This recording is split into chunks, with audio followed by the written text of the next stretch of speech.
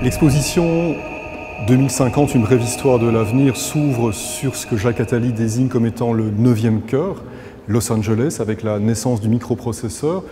Et j'ai voulu vraiment souligner l'importance du numérique dans la société aujourd'hui en intégrant des œuvres qui sont réalisées avec des technologies numériques, certaines même en ligne.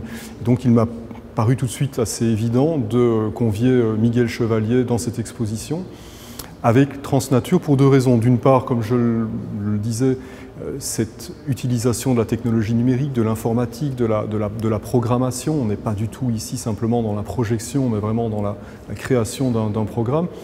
Et d'autre part, par l'évocation de la nature. Une des thématiques développées dans l'ouvrage de Jacques Attali est la problématique liée à l'épuisement des ressources naturelles, l'écologie, les désastres écologiques à prévoir si rien n'est fait dans un présent immédiat. Et cette nature numérique que Miguel Chevalier nous offre permet d'envisager l'avenir dans deux directions différentes. Allons-nous vers un moment où la nature sera à ce point endommagée, aura à ce point disparu de la surface du globe que la seule manière d'y avoir accès sera via des images numériques telles que celles qui sont derrière moi, ou au contraire, doit-on voir ça comme un message positif, la possibilité d'utiliser le numérique pour nous redonner une image positive autour de la nature et de la croissance des végétaux.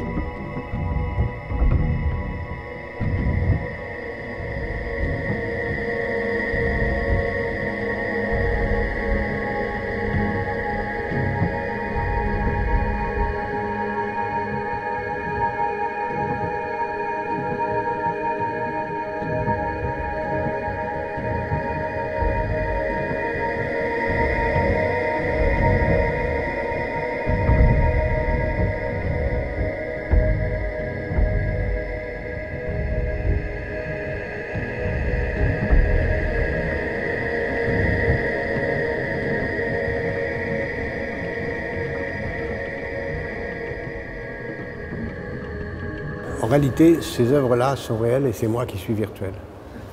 Voilà, la réalité du monde est toujours inversée et les œuvres d'art sont beaucoup plus réelles, beaucoup plus durables que les êtres vivants qui prétendent y être pour quelque chose. Magnifique travail, je suis très heureux et très fier que ce travail soit présent dans l'exposition 2050 pour l'histoire de l'avenir. Merci infiniment.